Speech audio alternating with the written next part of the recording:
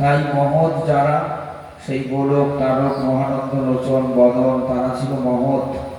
তাই তাদেরকে নিয়ে ঠাকুর মহোৎসব করেছিলেন চৈতন্যবালা এবং রামলোচনের বাড়িতে। সেই মহোৎসবের সমস্ত দায় দায়িত্ব অর্পণ করেছিলেন চৈতন্যবালার উপরে, যে কিভাবে সেই মহোৎসব সুন্দর হবে, কে কি কর্ম করবে, সমস্ত দায়িত্ব ছিল রামলোচনের উপরে। রামলোচনের মাটি সজাতি ভোজন, গ্রামবাসী সবে আসি করে আয়োজন। রামাগণে আসে সবে পাক করিবারে, চৈতন্য প্রধান জ্ঞানী গ্রামের ওই উপরে। সকলে রাখিল ভার তাহার ওই উপর, যাহাতে হইবে এক কার্যের সুসার। রামচাঁদ আর রামলোচন বিশ্বাস, শ্রী নবদ্বীপেতে যেন রামায় শ্রীবাস। ভাই ভাই ঠিক যেন তেমতি মিলন, সেই দিন সেই বাটি প্রভু আগমন। নবদ্বীপে রামাই এবং শ্রীবাস, এই শ্রীবাসের আঙ্গিনায় চৈতন্য মহাপ্রভু সমস্ত বৈষ্ণব মণ্ডলী নিয়ে যেমন মহোৎসব করত, তদ্রূপ সেই রামাই এবং শ্রীবাস আজকের হরিচাঁদ ঠাকুরের লীলায় রামচাঁদ এবং রামলোচন দুই ভাই, তারাও এমনি করে মহোৎসব করতে বাড়িতে। কেন? সাধু সেবা মহোৎসব, এ জগতে সব থেকে ভালো কাজ হচ্ছে সাধু সেবা এবং মহোৎসব। তাই হরিচাঁদ ঠাকুর বললেন, যে গৃহের অন্ন সাধুতে না খায়, সে গৃহের কখনো শ্রীবৃদ্ধি হয় না, সে গৃহের আয় উন্নতি, রোগ ব্যাধি আপদ বিপদ অমঙ্গল কখনো দূরীভূত হয় না। তাই ভক্ত সেবা, সাধু সেবা, মহোৎসব, বৈষ্ণব সেবা, কলিযুগে হরিনাম যজ্ঞ, এটাই হচ্ছে সব থেকে বড় কাজ। তাই হরিচাঁদ ঠাকুর যে কথা বললেন, ভক্ত রাম এবং লোচন এরা দুই ভাই এক আত্মা হয়ে মন প্রাণ সমস্ত কিছু ঠাকুরের চরণে সমর্পণ করে মহোৎসব করলেন। আর সেই দিন সেই বাটি প্রভু আগমন, মহাসমারোহ হবে সজাতি ভোজন। পাকশালে পাক করে যত রামাগণ, এমন সময় প্রভু ভক্তগণ সঙ্গে রামলোচনের বাটি উত্তরিল রঙ্গে। শ্রীরামলোচন হয় কার্য করণালা, কার্যধ্যক্ষ কৃতপক্ষ শ্রী চৈতন্য বালা। হুকুম করেছে কার্য করিবার তরে, যাকে যাহা বলেছেন সেই তাহা করে। প্রাণপণে খাটিতেছে নাহি কবিরাম, বাটির ভিতর হইতেছে ধূমধাম। কোন নারী কক্ষে কুম্ভ আনিতেছে বাড়ি, কেহ ঝাল বাটে কেহ কাটে তরকারি। কেহ ভারে ভারে ধৌত করিছে তণ্ডুল, কেহ দেয় কেহ লয় ধুতেছে ডাউল। জয় হরি বল হরি বল বলে ভক্তগণ সংকীর্তন করে কৌতূহলে। বাটিতে কাদের লোক যে যেখানে ছিল, চতুর্দিকে হরি হরি বলিতে লাগিল। সিংহরাধে ভক্তগণে বলে হরি হরি, চতুর্দিকে ঘাটে পথে হরি হরি হরি। বাড়িতে মহোৎসব হলে যে যেখানে যে অবস্থায় থাকে না কেন, সবাই তারা হরিনাম সংকীর্তনে মেতে আছে। কাজকর্ম যে যেখানে যে করছে, যে রন্ধনশালায় রান্না করছে এবং যে সমস্ত মায়েরা রন্ধনশালায় কর্ম করছে, তারাও আন কথা বর্জন করে হরিনাম করছে। ভক্ত সেবার জন্য, ঠাকুরের সেবার জন্য যে যে যেমন কর্ম করে সে তেমন কর্ম করছে, কিন্তু সেই কর্ম করার মধ্য দিয়ে তারা কিন্তু হরিনাম জপ করছে, হরিনাম সংকীর্তন করছে। কেউ কখনো আন কথা বলে না, কেউ কখনো বাজে কথা বলে না। সবার মন প্রাণ সবসময় ঠাকুরের দিকে রয়েছে, যে আমার দ্বারা যেন ঠাকুর সেবা হয়, আমার দ্বারা যেন ভক্ত সেবা হয়, আমাকে দিয়ে যেন কখনো আন কথা না হয় আমার মুখ থেকে, কখনো যেন আমার দ্বারা কোনো কাজ না হয়, আমার জন্য যেন কেউ কোনো ভক্ত প্রাণে আঘাত না পায়, এমনি করে সমস্ত ভক্তরা নাম সংকীর্তনে মেতে আছে এবং ঠাকুর সেবার জন্য, ভক্ত সেবার জন্য তারা সবসময় মেতে আছে এবং হাতে কাজ মুখে নাম করছে। এমত অবস্থার মধ্য দিয়ে হরিচাঁদ ঠাকুর ভক্তদেরকে নিয়ে জয় হরিবল গৌর হরিবল বলতে বলতে সেই বাড়িতে জয়র ডঙ্কা কাসর সিংহা বাজিয়ে সবাই এসে উপস্থিত হলো। চতুর্দিকে ঘাটে পথে হরি হরি হরি, অগণনা নামাগণে দিল উলুর ধ্বনি, স্বর্গমত্ত ভেদে করি ওঠে জয় ধ্বনি। ঠাকুর গেলেন রাম লোচনের ঘরে, নাম গান পদ হয় গৃহে বহির দ্বারে। মেয়েরা যতে সবে ছিল পাকশালে, শুনে ধ্বনি সব ধ্বনি ভাসে অশ্রু জলে। যেই সমস্ত মায়েরা রন্ধনশালায় রান্না করছে, কাজকর্ম করছে, সবজি কাটছে, বাটনা বাড়ছে, ঠাকুরের কাজ করছে, ভক্ত সেবার কাজ করছে, এর মধ্য দিয়ে ঠাকুর যখন এসেছে শুনলেন, সবাই কিন্তু শুনে হরির ধ্বনি শুনে সবার চোখে জল, যে আমরা একটু ঠাকুর দর্শন করতে যাব, তাও পারছি না, আমরা সংসারে এই ভক্ত সেবার কাজে সবাই মেতে আছি, আমরা কি করে ঠাকুরকে একটু দর্শন করতে যাব।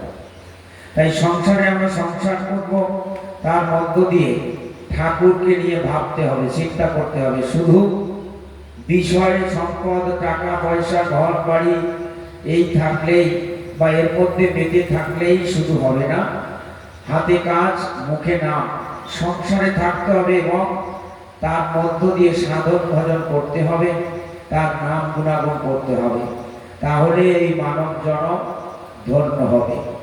তাই সমস্ত মায়েরা বাবারা যারা সেই মহোৎসবের রন্ধনশালায় কর্ম করছে, তারা কিন্তু সবাই ঠাকুরকে ভাবছে, ঠাকুরকে চিন্তা করছে যে আমি কখন একটু ঠাকুরকে দর্শন করতে যাব, কখন আমি একটু ঠাকুরের চরণে আশ্রয় নেব, ঠাকুরের চরণ ধুলি আমি অঙ্গে মাখবো, ভক্তের চরণ ধুলি আমি অঙ্গে মাখবো।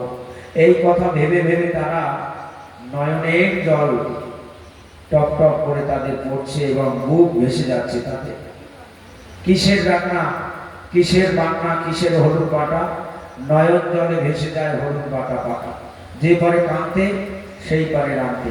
ঠাকুর তাই বললেন, আমি সবার হাতেরটা খাই না, আমি কার হাতে খাই, আমি ভক্তের হাতে খাই।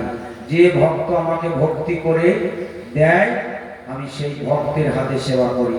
অভক্তিতে কেউ যদি ঠাকুরকে পরমান্ন বলো, সুধা বলো দেয়, ঠাকুর গ্রহণ করে না। তাই ঠাকুর বলেছে কি, ভক্তি করে যদি কেউ গরল করে দান, অমৃতের সহিত আমি তাহা করি পান। ঠাকুরকে বিষও যদি কেউ দেয় ভক্তি করে, তাও ঠাকুর খায়। কিন্তু সুধা অমৃত যাই দেও না কেন, সেটা যদি অভক্তিতে দেওয়া হয়, ঠাকুর কোনোদিন গ্রহণ করবে না। তাই ঠাকুরকে যা দিতে হবে ভক্তি সহকারে দিতে হবে। তাই যারা রন্ধন করছে তারা মা অন্নপূর্ণাকে ভেবে চোখের জল দিয়ে ভক্তি সহকারে রান্না করছে। ভক্ত সেবা মহোৎসবের রান্না সবাই করতে পারে না। যার মধ্যে ভক্তি নাই, প্রেম নাই, তার হাতে রান্না কখনো ঠাকুর সাধুগুরু বৈষ্ণব গ্রহণ করে না। তাই ভক্তি করে যে রন্ধন করতে পারে, মা অন্নপূর্ণাকে হৃদয়ে রেখে তার হাতে রন্ধন করা অন্ন ব্যঞ্জন ঠাকুর গ্রহণ করে। কুলবধূ ধাইতেছে হইয়া কুল, বাল্য বৃদ্ধ ধাইতেছে সব সমতুল। ঠাকুর দেখিব বলে সকলের মন, পাকশালে মেয়ে লোক নাই একজন।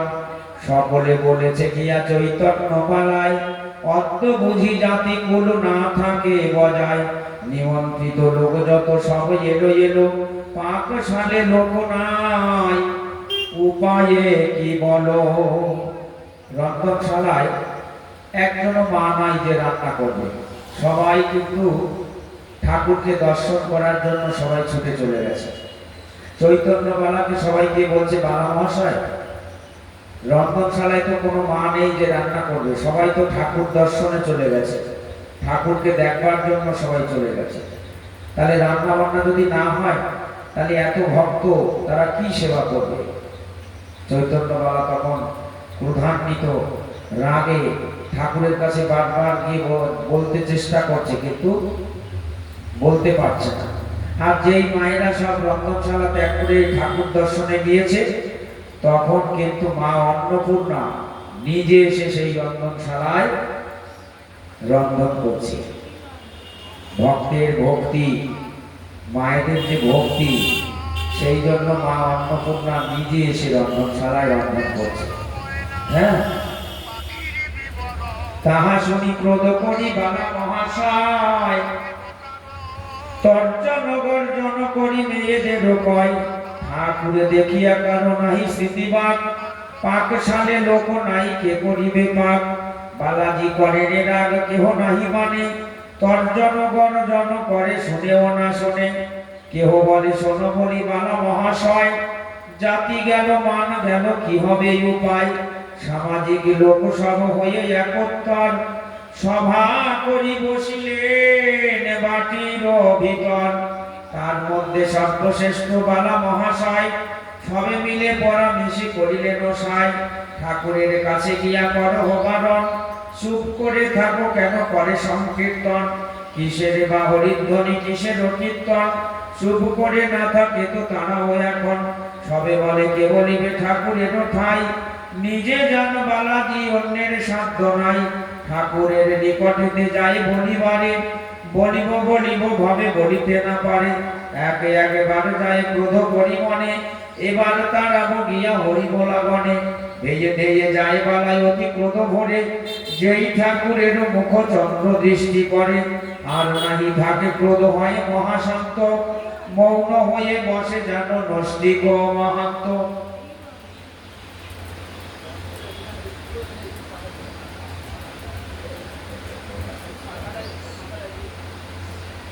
সভাসদ লোক যত দেখিয়া বিস্ময়, বলে কি হলো বলো বালা মহাশয়, বড় ক্রোধ করি যাও তারা বার করে, চুপ করে ফিরে এসো বাক্য নাহি সরে, দুই তিনবার গেলে হয়ে ক্রোধমট, বলিতে না পারে কিছু কিসের কারণ, বাণী সুত তুল্য বক্তা বাঘ যুদ্ধে জয়, কেন নাহি বাক্য আসে ফলন বা কোথায়, আরে বালা মহাশয় বলে তাই ভাবি মনে, বলা কথা কেন যেন বলিতে পারিনে, আমাকে ভুলায় হেন নাহি প্রভু বনে, নিশ্চয়ই ঠাকুর কি মোহিনী মন্ত্র জানে, তাহা শুনি সব লোকে হাসিয়াই উঠিল, কেহ বলে মাতব্বরের মাতব্বরি গেল, যে মত শ্রীকৃষ্ণ যাই হিতি বুঝাইতে, দুর্যোধন বলে যুধিষ্ঠিরে ভাগ দিতে।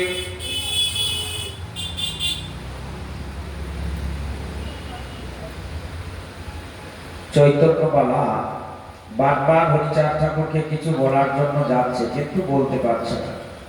মায়েরা রন্ধন করছে না, রন্ধনশালায় নেই, এই জন্য বারবার কিছু বলার জন্য চেষ্টা করলেন, কিন্তু বলতে পারলেন না। কেন? ঠাকুরের ইচ্ছা ছাড়া কেউ কিছু করতে পারে না। তাই ঠাকুরের ইচ্ছা ছাড়া একটি ধূলিকণাও নড়ে না। তাই চৈতন্যবালাকে কিছু বলার মতো অবকাশ ঠাকুর দিচ্ছে না। তাই চৈতন্যবালা কিছু বলতে পারছে না। আর কেউ কেউ বলছে যে চৈতন্যবালা বড় মাতব্বর, মাতব্বরি করে, গ্রামের মোড়ল, কিন্তু আজকে ঠাকুরের কাছে কিছু বলতে পারছে না। তারা সবাই বলছে যে ভগবান শ্রীকৃষ্ণ যেমন দুর্যোধনের বাড়িতে গিয়েছিলেন কৌরব সভায়, তাদেরকে বোঝাবার জন্য যে ভাই ভাই পঞ্চপাণ্ডব তোমরা একত্রিত হয়ে যুদ্ধ করে প্রাণ হারাবে, তার সাথে এক কাজ করো, ওদের 5 ভাইকে 5টা গ্রাম দিয়ে দাও, যুদ্ধ করার দরকার নেই। দুর্যোধন তখন ক্রোধান্বিত হয়ে বলেছিল, বিনা যুদ্ধে নাহি দেব সুচাক্রে মেদনী, সূচের আগায় যতটুকু মাটি উঠবে তাও দেব না, আমাদেরকে যুদ্ধ করে পরাজিত করলে তাহলেই আমরা হরি বল, ওদের 5 ভাইকে 5টা গ্রাম দিয়ে দেব, হরি বল। সেদিন দুর্যোধনের বাড়িতে 50 প্রকারের রন্ধন হয়েছিল। 50 প্রকারের রন্ধন করেছিলেন কৃষ্ণকে সেবা করাবার জন্য। তাই ভগবান শ্রীকৃষ্ণ দুর্যোধনের বাড়ি পরিত্যাগ করে চলে গিয়েছিল বিদুরের বাড়িতে। ভগবান শ্রীকৃষ্ণকে বাঁধবার জন্য রজ্জু পাকিয়েছিলেন, দড়ি পাকিয়েছিলেন।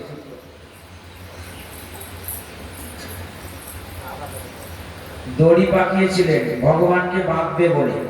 ভগবানকে কখনো রজ্জু দ্বারা, দড়ি দ্বারা বাঁধা যায় না। একমাত্র তাকে যদি বাঁধতে হয় তাহলে ভক্তি এবং প্রেমের রজ্জু দ্বারা বন্ধন করতে হয়। ভগবান ওখানে বিশ্বরূপ ধারণ করলেন। যেই বিশ্বরূপ ধারণ করেছে ওই রূপ দেখে ওরা শত ভাই সবাই অজ্ঞান হয়ে মাটিতে লুটিয়ে পড়ল। ওই সময় ভগবান বললেন কি, পালিয়ে গেলেন কোথায়?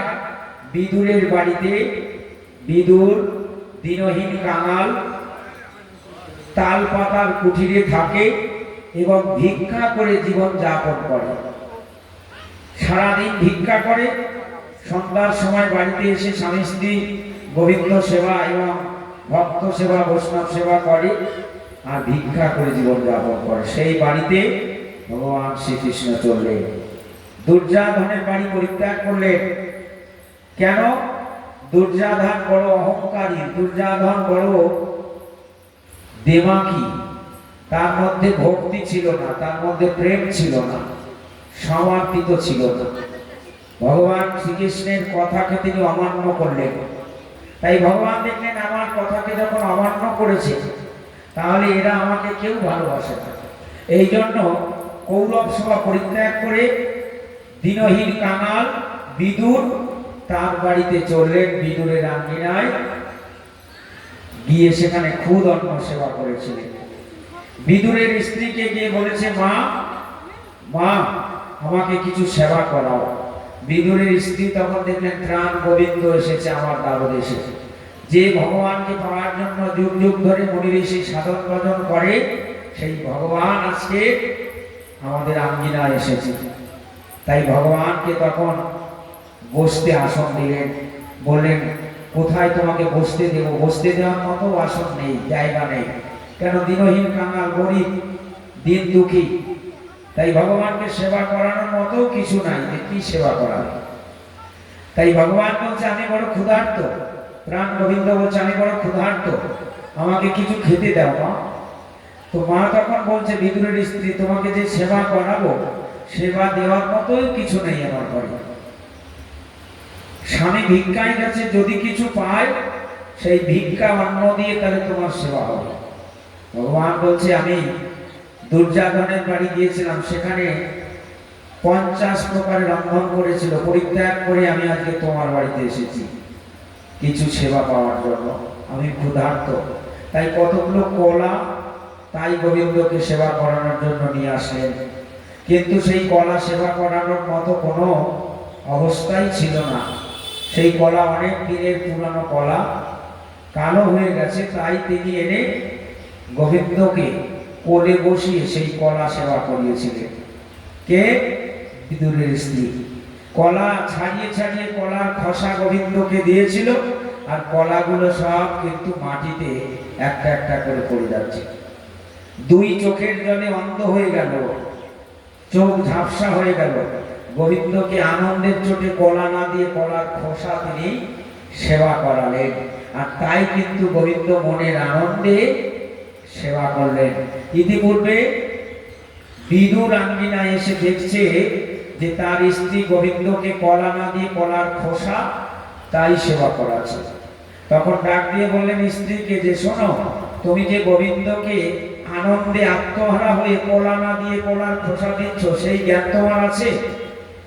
স্ত্রী বলছে, না, আমি কলাই তো দিচ্ছি। বলছে, না, চেয়ে দেখো, তুমি কলা না দিয়ে কলার খোসা দিচ্ছ। তখন সত্যি তাকিয়ে দেখে, তাই যে গোবিন্দকে ক্ষীর ননি মাখন খাওয়ায় মা যশোদা, সেই প্রাণ গোবিন্দকে আজকে কলার খোসা আমি দিলাম। কত অপরাধ করেছি, কত অন্যায় করেছি। হে গোবিন্দ, আমি না বুঝে না জেনে তোমাকে কলার খোসা খাওয়ালাম। গোবিন্দ বলছে, না, তুমি আমাকে ভক্তি করে চোখের জল দিয়ে, কলা না দিয়ে কলার খোসা দিয়েছ, ওটাই আমি মনের আনন্দে সেবা করেছি। প্রাণ গোবিন্দ তখন বলছে যে আমাকে ফল তো সেবা করালে, এবার আমাকে অন্ন সেবা করাও। অন্ন কোথা পাবো? বিদুর তখন ধুলির দিকে তাকিয়ে দেখে, তাই আজকে ভিক্ষায় এক মুষ্টি অন্ন কেউ দেয় নাই, কেউ দেয় নাই। বিদুর তখন দেখছে যে গোবিন্দকে কি সেবা করবো। বিদুরের স্ত্রী তখন ঘরের ভিতরে গিয়ে খুঁজে দেখছে কোনো হাঁড়িতে চাল ডাল আছে নাকি, কোনো সবজি আছে নাকি, কিছু নেই, বাড়িতে কিছুই নেই গোবিন্দকে সেবা করানোর মতো। তখন গোবিন্দ বলছে, আমা যা আছে তাই সেবা করা। তখন হাঁড়ির মধ্যে খুঁজে খুঁজে দেখলেন কিছু খুদ, পুরনো খুদ, পোকা, তাতে পোকা হয়ে গেছে। সেই পোকা খুদই বাহির করে আনলেন, দেখলেন সে খাওয়ার মতো পরিবেশ নেই। গোবিন্দ তাই বলছে, মা ওই খুদই তুমি রান্না করো, আমি সেবা করবো। তাই চোখের জল দিয়ে ভক্তি সহকারে বিদুরের স্ত্রী সেই খুদ রান্না করেছিলেন। রান্না করতে করতে ভেবেছিল যে মা যশোদা কত ক্ষীর, ননি, মাখন, কত কিছু ভালো ভালো খাবার দেয় গোপালকে, গোবিন্দকে, আর আজকের আমি এই পোকা খুদ কিভাবে দেব? কান্না করতে লাগলো। কাঁদতে কাঁদতে কাঁদতে কাঁদতে সেই অন্ন খুদ রন্ধন করলেন, তাই এনে গোবিন্দকে সেবা দিলেন। গোবিন্দ সেবা করলেন। স্বামী স্ত্রী যুগলে গলায় বসন দিয়ে, উলুর ধ্বনি, শঙ্কর ধ্বনি, হরির ধ্বনি দিয়ে গোবিন্দ সেবা দিলেন বিদুর এবং বিদুরের স্ত্রী। হরিবল হরিবল হরিবল হরিবল, জয় হরিবল। তাই কোনো সাধু, কোনো গুরু গোসাই যারা আসে তাদেরকে সেবা দিতে গেলে আমরা ধূপকাঠি জ্বালিয়ে, প্রদীপ জ্বালিয়ে, উলুর ধ্বনি, শঙ্কর ধ্বনি দিয়ে আমরা সেবা দিই। কেন? চৈতন্য চরিতামৃতের মধ্যে বলছে সাধু গুরু বৈষ্ণবের মধ্যে গুরু, কৃষ্ণ আর বৈষ্ণব তিনে এক, একে তিন, কোনো প্রভেদ নাই। যিনি গুরু তিনি কৃষ্ণ, যিনি বৈষ্ণব তিনিই গোবিন্দ। তাই গুরু আর কৃষ্ণ আর বৈষ্ণব তিনে এক, একে তিন। এই তিনজনকে যদি কেউ আমরা ভিন্ন দেখি, আলাদা দেখি, তাহলে কিন্তু সেবা হয় না। তাই তিনে এক, একে তিন। তাই গোবিন্দ সেবা দিলেন স্বামী স্ত্রী যুগলে সমস্ত কিছু দেহ মন প্রাণ সমর্পণ করে। এই হচ্ছে ভক্ত সেবা, সাধু সেবা। তুমি যতই টাকা খরচ করে সাধু সেবা দাও না কেন, ভক্ত সেবা দাও না কেন, যতক্ষণ সমর্পিত না হবে গুরুর চরণে, সাধু গুরুর চরণে, হরির চরণে সমর্পিত হতে হবে। আগে সমস্ত কিছু সমর্পণ করে দিতে হবে, দেহ মন প্রাণ সমর্পণ করে দিতে হবে। তাই আমরা গান গাই কি, সমর্পিত দেহ আমি তো কিয়া, আমি তো স্বামী তো তুমি সর্বমূলাধার,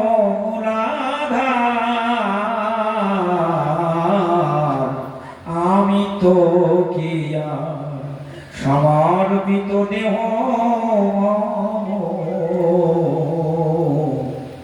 আমি তো কিয়া, সমর্পিত দেহ মম আমি তো কিয়া। তাই সমস্ত কিছু সমর্পণ করে দিতে হবে শ্রীহরির রাঙা চরণে। আমার কিছু না ঠাকুর, সবই তোমার, আমিও তোমার। ঘর বাড়ি, টাকা পয়সা, বিষয় সম্পদ যাহা কিছু, এ সকলের মালিক হচ্ছ তুমি, আমি উপলক্ষ মাত্র, আমার কিছু না। আমি এসেছি খালি হাতে, আবার এখান থেকে যখন চলে যাব আমাকে খালি হাতেই যেতে হবে। আমি কিছু নিয়ে আসিনি, আর এখান থেকে কিছু নিয়েও যেতে পারবো না। তাই অহংকার, আমিত্ব, দর্প কোনোটাই থাকলে সাধু সেবা, ভক্ত সেবা হবে না। হরিবল। ভগবান বিশ্বরূপ ধারণ করিল, কি করে বন্ধন সভা মোহ প্রাপ্ত হলো। পরে কৃষ্ণ চলিলেন বিদুরের ঘরে, বিদুরের পুরাতন খুদ সেবা করে। চৈতন্য পাইয়া বলে রাজা দুর্যাধন, কি মোহিনী মন্ত্র জানে দেবকী নন্দন। সেই দিনে অপমান হলো শত ভাই, কেহ বলে বালাজির হইয়াছে তাই। কেহ বলে বালাজি কি হয়েছে পাগল, কেহ বলে বালাজিকে দুর্যাধনেই বল, রামচাঁদে উপনীত ঠাকুরের ঠাই, দণ্ডবত করি বলে কি হবে গোসাই, যত বাবা দেখে তোমা না হইল রান্না, ঠাকুর বলেন পাক ঘরে অন্নপূর্ণা। ঘর ছাড়ি মহাপ্রভু এসে বাহিরেতে, আর মেয়েদের বলিলেন পাক ঘরে যেতে, দয়ার নিদান হরি প্রাঙ্গণে আসিল, ভক্তগণ লইয়ে সভা করিয়া বসিল, সভায় বসিয়া হরি ডাকে দিয়া কয়, কোন জন শ্রী চৈতন্য বালা মহাশয়, এই গ্রামেতে এতদিনে আমি আসি যাই, এই গ্রামে কে কর্তা ব্যক্তি চেনা শোনা নাই। সন্ধ্যারতি আমরা এই অধ্যায় ছেড়ে দেব, পাঠ তারপরেই সন্ধ্যারতি করব। তাই মায়েদের বলবো সন্ধ্যারতির জন্য আয়োজন করতে। সবে বলে ওই বসে শ্রী চৈতন্য বালা, প্রভু বলে অবশ্যাগ দুটো কথা বলা, সবই দেখাইয়া দিল বসিয়া সবাই, ওই সেই শ্রী চৈতন্য বালা মহাশয়।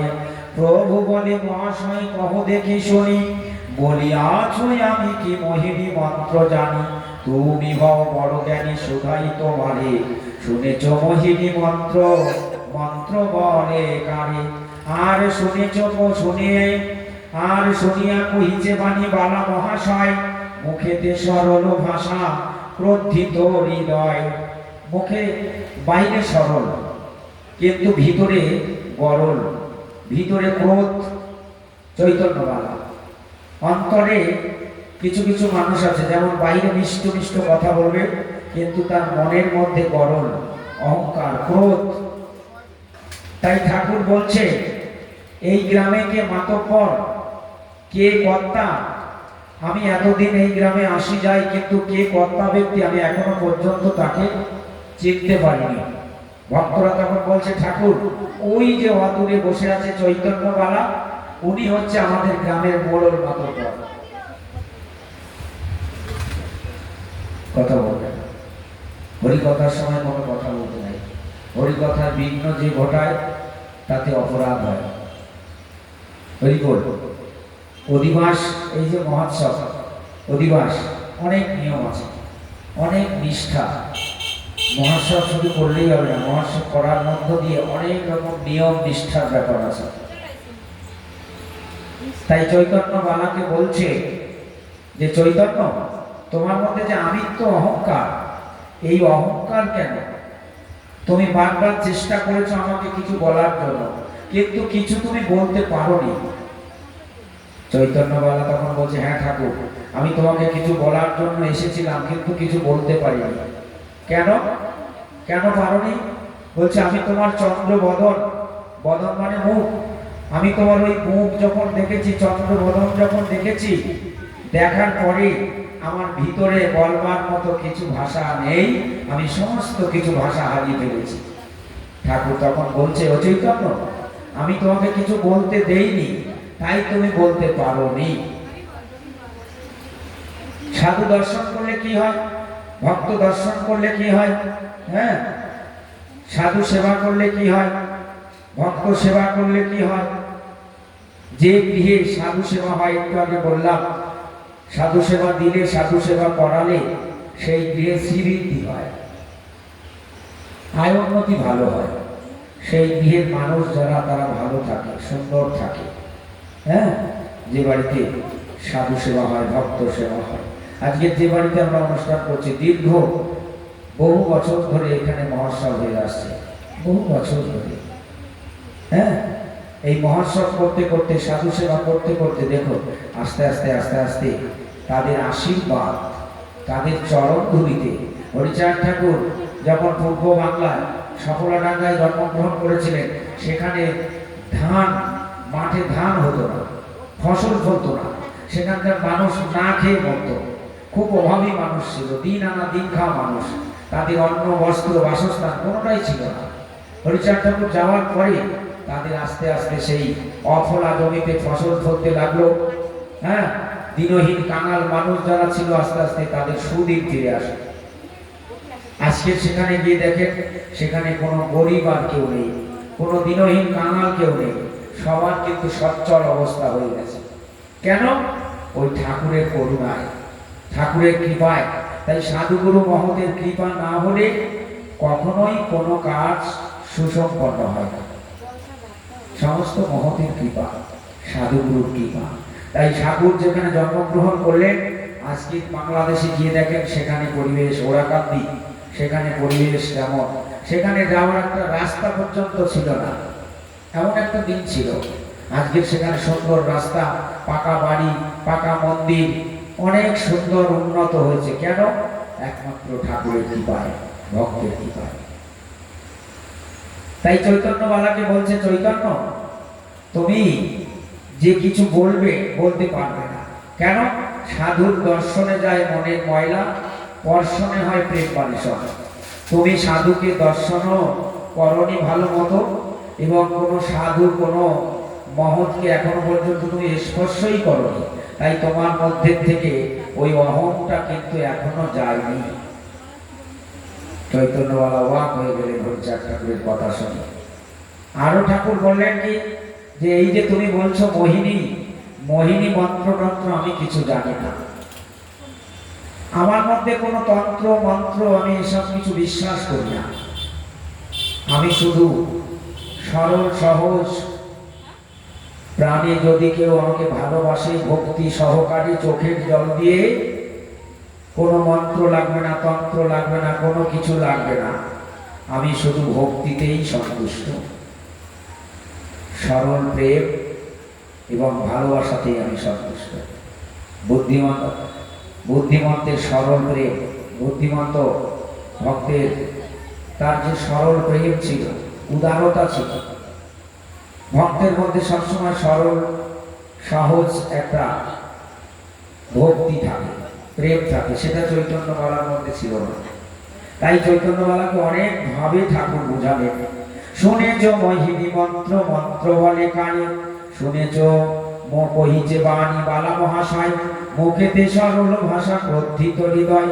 আমি এই পর্বণে সবে যাহা বলি, মোর কাছে সবে থাকে হয়ে কৃতাঞ্জলি। ঠাকুরকে বলছে, ও ঠাকুর, আমি এই গ্রামের মোড়ল মাতব্বর, আমার কাছে সবাই মাথা নত করে থাকে, কিন্তু আমি আজকে পারলাম না। আমি বারবার চেষ্টা করেছিলাম কিন্তু পারিনি তোমার কাছে কিছু বলতে, তোমার কাছে মাথা উঁচু করতে পারিনি। আমি যাই ক্রোধ ভরে তারা ইয়া দিতে, শ্রীমুখ দেখিয়া কিছু না পারি বলিতে। সভা মধ্যে কথা বলি লক্ষ জনমাঝে, রাজদরবারে কিংবা স্বজাতি সমাজে। কাহার নিকটে কিছু শঙ্কা নাহি করি, আপনার কাছে কিছু বলিতে না পারি। আপনার যেন জানা আছে কি মোহিনী, বাণী নাতে কহে বাণী মৃদু মৃদু হাসি। মোহিনী হইতে চাহে বৈষ্ণবী দাসী, হরি বলা সাধুদের ভক্তি ও কামনা। তন্ত্র মন্ত্র নাহি মানে ব্রজয় উপাসনা, বিশুদ্ধ চরিত্র প্রেমে হরি হরি বলে। অন্য তন্ত্র মন্ত্র এরা বাম পদে ঠেলে, সদাচার কৃষ্ণ মন্ত্র ভক্তি জপ করে। অন্য মন্ত্র জপ তপ পাপ গণ্য করে। মোহিনী কণিকা কাম বিলাসী পৈশাচী, তার মন্ত্র হরি ভক্তে স্পর্শিলে অসুচি।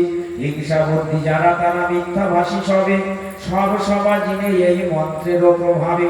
পর্বনা মধ্যে তুমি বালা মহাশয়, কোটি জনে কথা মানে তুমি একা জয়। হরিচাঁদ ঠাকুর বলছে যে হরিবলা সাধুদের ভক্তি অকামনা, তন্ত্র মন্ত্র নাহি জানে ব্রজ উপাসনা। এই হরিবোল মহামন্ত্র মহাভারতের প্রথম পৃষ্ঠায় লিখলেন যে মহামন্ত্র হরিনাম দু অক্ষর, আদি অন্ত নাহি যার বেদে অবচার। একমাত্র হরিনামই হচ্ছে মহামন্ত্র। আর এই হরিনাম করলে পরে আর কোনো আলাদা করে তন্ত্র মন্ত্র কোনো কিছু লাগে না। হরিনামেই সর্বশ্রেষ্ঠ মহামন্ত্র হরিনাম। তাই যারা হরিনাম করে তারা হচ্ছে অকামনা প্রেম ভক্তির অধিকারী, তাদের মধ্যে কোনো কামনা বাসনা থাকে না। হরিবোলা সাধু, হরিচাঁদ ঠাকুর তাই বলছে যে আমার ভক্ত যারা, হরিবোলা সাধু যারা, এরা ব্রজের উপাসনা করে। ব্রজে যেমন এক কৃষ্ণ ছাড়া ব্রজগোপীরা কিছু জানতো না, তদ্রূপ হরিবোলা সাধু যারা, ভক্ত যারা, একনিষ্ঠ ভক্ত যারা, একের প্রতি যাদের নিষ্ঠা থাকে, তারা এক, হরি ভিন্ন আর কিছু জানে না। যারা কৃষ্ণ উপাসনা করে তারা এক, কৃষ্ণ ছাড়া কিছু জানে না। যারা কালী উপাসনা করে তারা কালী ছাড়া কিছু জানে না। যারা শিবের উপাসনা করে এক, শিব ছাড়া কিছু জানে না। একের প্রতি নিষ্ঠা না থাকলে সে কখনো একনিষ্ঠ ভক্ত হতে পারে না। তাই হরিচাঁদ ঠাকুর বলছে যে হরি বলা সাধুদের ভক্তি অকামনা, তন্ত্র মন্ত্র নাহি জানে ব্রজ উপাসনা। আর সভা মধ্যে সভাজনে এই মন্ত্রে হিংসা বুদ্ধি যারা তারা মিথ্যাভাষী সবে, সব সভা জিনে এই মন্ত্রের প্রভাবে। পরগনা মধ্যে তুমি বালা মহাশয়, কোটি জানে কথা মানে তুমি একা জয়। ভক্তি শূন্য রসে শূন্য ভাষায় অপভাস, তথাপি সবার মধ্যে পাও বড় যশ। অপ কথা পাও তবু লোকে মানে কেন, নিশ্চয়ই মোহিনী মন্ত্র তোমরাই জানো। ক্রোধ ভরে তুমি কিছু বলিতে না দিলে, বলিতে পারিবে কেন বলিতে না দিলে। হরিচাঁদ ঠাকুর আরো বললেন চৈতন্য বালাকে কি, যে তুমি অপ কথা কও মানে বাজে কথা বলো, মানুষকে ঠকাও, মানুষকে হিংসা করো, তথাপিও তোমাকে এই সমাজের মানুষ মান্য দেয়, মান দেয়। কেন? তুমি এই পরগনার রাজা, তাই তোমার কথা সবাই মানে, তোমার কথা সবাই শোনে, তোমার চরণে সবাই মাথা নত করে থাকে। কেন?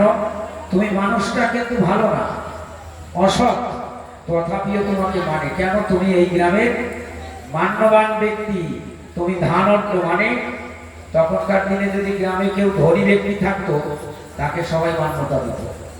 তাই এই জগতে যার ধন আছে, সম্পদ আছে, তাকে সে অসৎ হোক, খারাপ হোক, তবুও তাকে মানুষ মান্যতা দিচ্ছে। আর কোন সৎ ব্যক্তি, ধর্মপরায়ণ ব্যক্তি, সে যদি খুব দিন দুঃখী হয়, দিনহীন কাঙাল হয়, দেখবেন তার কোনো মর্যাদা থাকে না, তার কোনো সম্মান থাকে না। তাই হরিচাঁদ ঠাকুর বলছে চৈতন্য বালাকে, যে চৈতন্য তোমাকে সবাই মানে, ভয়ে মানে, তোমাকে সবাই ভয় পায়, তাই তোমাকে মানে, তোমার চরণে মাথা নত করে। আসলে তোমাকে পিছনে সবাই গালাগালি করে, তোমাকে সম্মান করে না, ভক্তি করে না। তোমাকে সামনে আসলে সবাই ভক্তি দেখায়, কিন্তু পিছনে তোমার বদনাম করে, গালাগালি করে। চৈতন্য বালাকে দিয়ে জগৎকে শিক্ষা দিলেন হরিচাঁদ ঠাকুর। হরিবল। ক্রোধ ভরে তুমি কিছু বলিতে না দিলে, বলিতে পারিবে কেন বলিতে না দিলে। দূর হতে কত লোকে কারো ঘরে আসপালন, আসিলে তোমার ঠাই নায়েস পুরে বচন। তাহলে মোহিনী মন্ত্রে তুমি কিসে কম, আমি জানি মোহিনী এ তব মতি ভ্রম। সমুদ্র মন্থন কালে যে হলো মোহিনী, দেবে দত্ত ভুলাইল ভুলে ষোলো পানি। তার মন যে ভুলাই গারোই অনুরাগে, তার ঠাই তোমার হয়ে মোহিনী কে লাগে।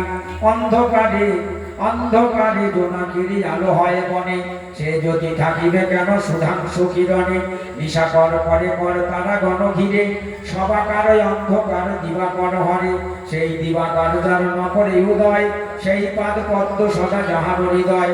দিবাকর নিশা করে এসে তার ঠাই, করজোড়ে স্তব করে বলিয়া গোসাই। তার সাক্ষী হনুমান রাম ভক্তি জোরে, রাম কার্যে সূর্য দেবে রাখে কর্ণে ভরে। রামের কথা বলেন হরিচাঁদ ঠাকুর। এবং সমুদ্র মন্থন যখন হয়েছিল, সেই সমুদ্র মন্থন করেছিল দেবতা এবং অসুর মিলে। সমুদ্র মন্থন কেন করেছিল? সমুদ্র মন্থন করলে সুধা উঠবে, আর সেই সুধা খেলে অমর হওয়া যাবে, অমরত্ব লাভ করা যাবে। মানুষ কে না চায় অমর হতে?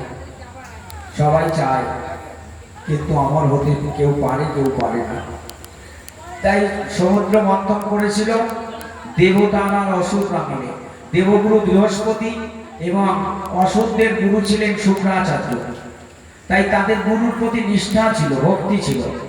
তাই দুই গুরুতে মিলে পরামর্শ করলেন যে এই সমুদ্র মন্থন করলে এখান থেকে সুধা উঠবে, আর এই সুধা খেলে পরে অমর হওয়া যাবে।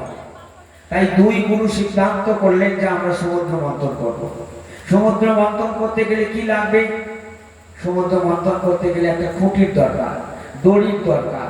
দুই পাশ থেকে যেমন ঘোল মাখন তৈরি করে মায়েরা, একটা চরকি লাঠির মধ্যে দুই দিকে দড়ি বেঁধে, দেখবে অনেক বাড়িতে যাদের গরু থাকে বাংলাদেশে এদেশেও আছে, ঘোল মাখন তৈরি করে। সেই রকম দেবতাদের দল এবং অসুরদের দল, দুই দল মিলে সেই মন্দন পর্বত নিয়ে এসেছিল।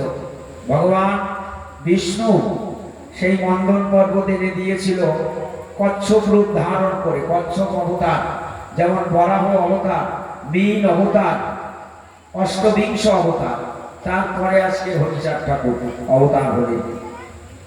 তাই সেদিন সেই মন্দন পর্বত ক্ষীরোৎসাহী সাগরে নিয়ে এসেছিলেন। আর বাসুকী নাগ, যে অনন্ত নাগ, সেই নাগ দিয়ে বেষ্টন করে দেবতারা অসুররা সেখানে সমুদ্র মন্থন করেছিল। সেখানে বহু কিছু উঠেছিল মন্থন করার পরে। এই যে ঠাকুরনগর বারণী, ওলাকান্দি বারণী হয়, এই বারণী দেবী সেদিন ওই মন্থন থেকে উঠেছিল। হাতি, কড়ি, অনেক কিছু, নারকেল, অনেক কিছু উঠেছিল। তাই সেদিন দেবতারা অসুররা মন্থন করার পরে সেখানে প্রথমেই কিন্তু সুধা ওঠেনি। সুধা আনতে গেলে অনেক কষ্ট করতে হয়। হরিনাম করতে করতে, হরিনাম করতে করতে যে সুধা অমৃত, সেটা পেতে গেলে অনেক সাধনা করতে হয়। কেউ যদি আমরা মনে করি 2 দিন হরিনাম করে দীক্ষা নিয়ে সাধু সঙ্গ করে আমি সাধু হয়ে গেলাম, ভক্ত হয়ে গেলাম, না। ভগবান বলছে কোটি কল্পকাল যদিও করো হরিনাম সংকীর্তন তথাপি না মিলিবে ব্রজেন্দ্র নন্দন। কোটি কল্প, দুটো একটা কাল না, দুটো একটা জন্ম না, কোটি কোটি জন্ম সাধন ভজন করার পরে যদি তার করুণা হয়, তার কৃপা হয়, তাহলে তিনি দর্শন দেন, তার আগে নয়। হরিচাঁদ বা কৃষ্ণ, যিনি মহাবিষ্ণু, সহজে মানুষকে দর্শন দেয় না। কালী, শীতলা, মনসা, এদেরকে সহজে পাওয়া যায়, কিন্তু হরিচাঁদ আর কৃষ্ণ, মহাবিষ্ণু, এদেরকে সহজে পাওয়া যায় না। এদেরকে পেতে গেলে অনেক সাধনা করতে হয়, ভজন করতে হয়।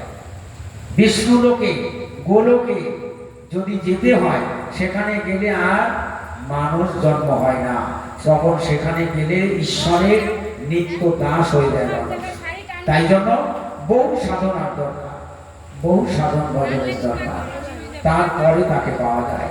তাই অমৃত সুধা সহজে কিন্তু পায় নাই, সবার শেষে উঠেছিল সুধা। বিষ উঠেছিল, গরল। সেই গরলকে পান করেছিল দেবাদিদেব মহাদেব, তাই তার নাম হয়েছিল নীলকণ্ঠ। শিবের এক নাম হচ্ছে নীলকণ্ঠ। দেবাদিদেব যখন ওই বিষ গরল পান করেছিল, করার পরে মৃত্যুর সঙ্গে তিনি শয্যায় শায়িত হয়েছিল। মহাবিষ্ণুকে জানালেন দেবতারা সবাই যে দেবাদিদেব মহাদেব বিষ পান করেছে। তখন মা দুর্গা সেই বিষ নির্বিষ করলেন তার স্তন দুগ্ধ পান করিয়ে, কিন্তু কণ্ঠে নীল বর্ণ হয়েছিল, তাই তার নাম হয়েছিল নীলকণ্ঠ। সেই সুধা বন্টন করেছিলেন কে? মহাবিষ্ণু। তিনি নিজে নারী রূপ ধারণ করেছিলেন। অপ্সরা নারী রূপ ধারণ করে একটা কলসের মধ্যে সেই সুধা নিয়ে সমস্ত দেবতাদেরকে সেই সুধা বন্টন করেছিলেন। আর সেই সুধা পান করতে অনেক অসুররাও কিন্তু দেবতাদের দলে ঢুকেছিল। সেই সুধা যারা যারা পান করেছিল তারা অমরত্ব লাভ করেছিল। বৃন্দাবনে কালিন্দী যমুনার পাশে একটা কদম বৃক্ষ আজও পর্যন্ত বেঁচে আছে। কেন জানেন? ওই সুধার গুণে।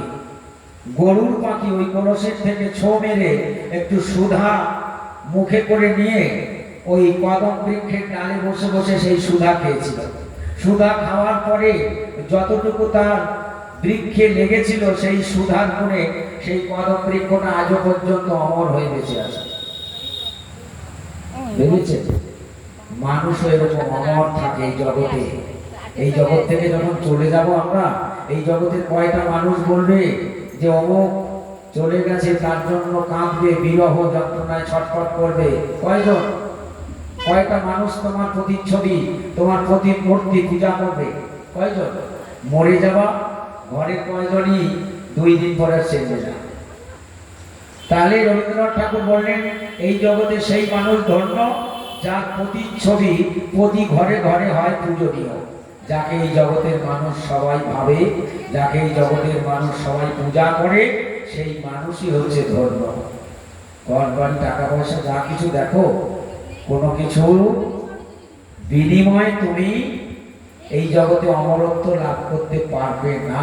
একমাত্র সাধু সঙ্গ, হরিনাম সংকীর্তন যদি করো, কৃষ্ণ নাম করো, তাহলে তো হয়তো তোমার অমরত্ব তুমি লাভ করতে। অমরকে রবীন্দ্রনাথ ঠাকুর, কাজী নজরুল ইসলাম, গোলক পাগল, তারক গোসাই, অশ্বিনী গোসাই, এরা অমরত্ব লাভ করেছে। হরিরাম বসু, এদেরকে মানুষ পূজা করে।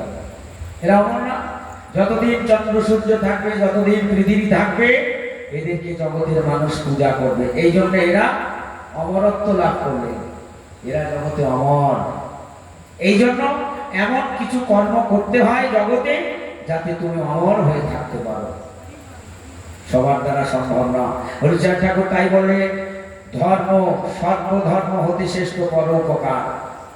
ঠাকুর বলেন, ধর্ম কর্ম যা কিছু করো, সব কিছুর থেকে শ্রেষ্ঠ হচ্ছে পর উপকার। তুমি মানুষের উপকার করো। যার ধন নাই তাকে ধন দিয়ে উপকার করতে পারবো, যার ঘর নাই তাকে ঘর দিয়ে উপকার করতে পারবো, যার বস্ত্র নাই তাকে বস্ত্র দিয়ে উপকার করতে পারবো। কারোর হয়তো গরিব মানুষের ছেলে খাতা কলম, লেখাপড়া শিখবার মতো তার পরিস্থিতি নাই, তাকে তুমি সাহায্য করতে পারো, তার উপকার হবে। কোনো মানুষকে জ্ঞান দিয়ে তুমি উপকার করতে পারো। অসৎ মানুষকে সৎ উপদেশ দিয়ে তাকে যদি ভালো করতে পারো, তাকে যদি সৎ পথে আনতে পারো, এটাই হচ্ছে সব থেকে বড় পর উপকার। অজ্ঞান থেকে, অন্ধকার থেকে যদি কোনো মানুষকে আলোর পথে আনতে পারো, এটা হচ্ছে সব থেকে বড় উপকার। দেখো, অনেক মানুষ বলে যে আজকাল এই যে সাধু সন্ন্যাসী গোসাই, এরা খাওয়ার লোভে, টাকার লোভে ঘুরে বেড়ায়। ভুল চিন্তা ভাবনা। তারা যেমন অন্ধকারে আছে, সেই অন্ধকারের চিন্তা ভাবনাটাই তাদের ভিতরে। কোনো মানুষ যদি অমানুষকে ভালো করতে পারে, কোনো অসৎ মানুষকে ভালো করতে পারে, কোনো খারাপ মানুষকে সৎ পথ দেখাতে পারে, জ্ঞান দিয়ে হোক, যেভাবে করে হোক, তাকে যদি সুন্দর পথে পরিচালিত করতে পারে, তার সংসারটাকে সুন্দর করতে পারে, তাহলে সেটাই হবে সব থেকে বড় বড় উপকার। কিন্তু কিছু সংখ্যক মানুষ, আমরা আমাদের জ্ঞান যেমন আমরা তেমন চলি, যার যেমন জ্ঞান সে তেমনই ভাবেই কিন্তু চলবে। যার গীতার মধ্যে বললেন, জ্ঞানী ভক্তই হচ্ছে শ্রেষ্ঠ, যার মধ্যে সব থেকে বৃহৎ জ্ঞান আছে, যিনি সমভাবে এই জগতে সবার সঙ্গে চলতে পারে, সবার সঙ্গে মিলতে পারে। জ্ঞানের দ্বারা তিনি ভগবানকে উপলব্ধি করতে পারে, ভক্ত সাধু গুরু বৈষ্ণবের সঙ্গ করতে পারে। তাই ভগবান শ্রীকৃষ্ণ বলছে, জ্ঞানী ভক্তই হচ্ছে আমার শ্রেষ্ঠ। সমুদ্র মন্থন কালে যে হলো মোহিনী, দেবদত্ত ভুলাইল ভুলে শুলো পানি, তার মন যে ভুলাই গাঢ় অনুরাগে, তার ঠাই তোমার কি মোহিনী লাগে। অন্ধকারে জোনাকিরি আলো হয় মনে, সে যদি থাকিবে কেন সুধাংশু কিরণে। একটা জোনাকিকে দিয়ে উদাহরণ দিল হরিচাঁদ ঠাকুর। বলছে, একটা জোনাকি পোকা, তার পিছনে আলো জ্বলে, সে খালি ওই অন্ধকারে আলো দিতে পারে। এই যে আলো জ্বলছে, এখানে যদি জোনাকি পোকা আসে, আপনারা কেউ দেখতে পাবেন জোনাকি পোকা? পাবেন না। ওই অন্ধকারের মধ্যে যদি জোনাকি পোকাটা জ্বলে, তাহলে ওর আলো আমরা দেখতে পাবো। কিন্তু আলোর মধ্যে, এই যে বড় বড় লাইট জ্বলছে, এর মধ্যে না, ওর ওই ক্ষুদ্র আলো এই বৃহৎ আলোর কাছে কখনো শোভা পাবে না। এই জন্য কিছু কিছু মানুষ আছে যারা অজ্ঞানী মানুষ, অল্প জ্ঞানের মানুষ, যখন কোনো বৃহৎ জ্ঞানের মানুষ, তার কাছে কিন্তু ক্ষুদ্র হয়ে যাবে। হরিচাঁদ ঠাকুর হচ্ছে বৃহৎ বৃহৎ জ্ঞান। তাই বলছে, তোমার ক্ষুদ্র জ্ঞান, চৈতন্য বালাকে বলছে, যখন সূর্য ওঠে সকালবেলা, অন্ধকার আর থাকে না, তদ্রূপ এই সূর্য চন্দ্র সবাই হরির উপাসনা করে। চন্দ্র সূর্য আকাশ বাতাস সবাই শ্রীহরির সাধনা করে। আর সেই শ্রীহরির সাধনা যে করে, সে হচ্ছে উত্তম ভক্ত। সেই পাদ পদ্ম দিবাকর নিশাকর, এসে তার ঠাই সবাকার অন্ধকার দিবাকর হরে। আর আর নিশাকার করে পর তারা গণ ঘিরে সবাকারে অন্ধকার দিবাকর হরে সেই দিবাকর জন্মা করে উদয় সেই পাদবদ্ধ সদা যাহার হৃদয় দিবাকর নিশা করে এসে তার ঠাই করজোড়ে স্তব করে বলিয়া গোসাই তার সাক্ষী হনুমান নাম ভক্তি জোরে নাম কার্যে সূর্য দেবে রাখে কর্ণে ভরে ছাড়ো সব ধাঁধাবাজি কাজের কাজী হও হরিপদ ভাবি কাল সুখেতে কাটাও। হরিবল হরিবল হরিবল হরিবল। কি দোষ করেছি আমি মেতে হরি প্রেমে বলো তব কি ক্ষতি হয়েছে হরি নামে মেয়েরা করে না পাক ক্ষতি কি তাহাতে বসাইয়া দেও লোক পায়ে কি না খেতে এই অবকাশে লক্ষ্মী কান্ত কৃপা যোগে এদিকে রান্না হইয়াছে 10 ভাগে বালা বলে সব লোকে বসাইয়া দিব অন্নে না কুলালে ঠাকুর আলী দেখাইব অল্প অন্ন অল্প অল্প ডাল তরকারি কেহ বাদে না থাকিও বৈশ্য সারি সারি শীঘ্র শীঘ্র ডেকে সব লোক বসাইল অবলীলা ক্রমে পরিবেশন হইল খেয়ে সব লোকে বলে অদ্য কিবা রান্না জ্ঞানে ভয়ে রেখেছে কমলায় অন্নপূর্ণা। চৈতন্যবালা বলছে একবারে বসিয়ে দেব ঠাকুর বলছে একবারে সবাইকে বসিয়ে দাও চৈতন্যবালা তখন বলছে একবারে বসিয়ে দিলে যদি ভাত তরকারিতে না কুলায় হরিচাঁদ ঠাকুর তখন বলছে দেখো চৈতন্য একবারে সবাইকে বসিয়ে দাও যা রান্না হয়েছে ওতেই হয়ে যাবে কেন আমার মনে হচ্ছে মা অন্নপূর্ণা নিজে এসে রান্না করেছে তাই যা রান্না হয়েছে ওতে সবাই খেয়েও আরো থেকে যাবে ফুরাতে পারবে না হ্যাঁ তাই ভক্ত ভক্তি করে যদি রন্ধন করে সেই অন্ন ব্যঞ্জন কখনো ফুরায় না তাতেই হয়ে যায়।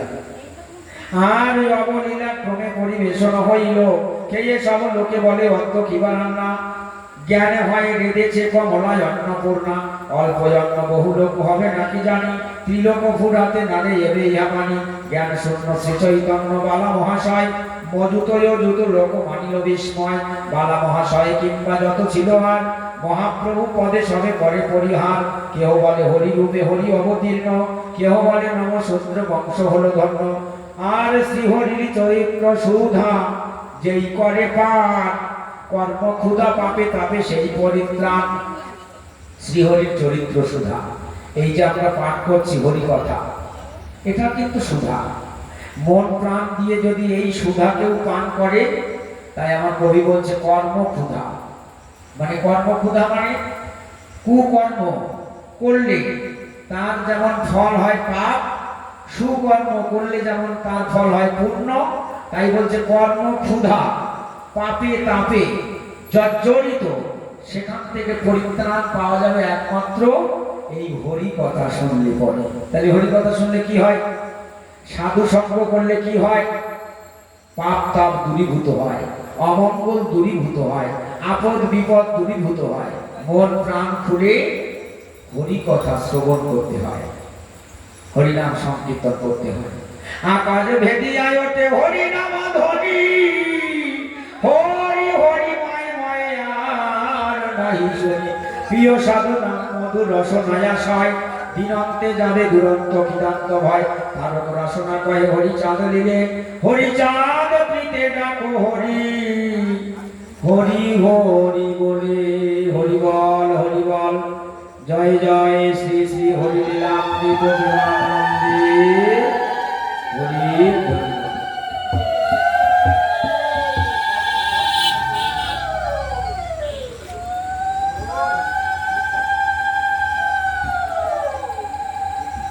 জয় হরিচাঁদ হরি বল। সন্ধ্যারতি আমরা শুরু করব এলাকার সমস্ত ভক্ত এবং ভক্তিমতী মা সবাই আপনারা আসবেন আমরা এখন সন্ধ্যা আরতি কীর্তন শুরু করবো হরি বল।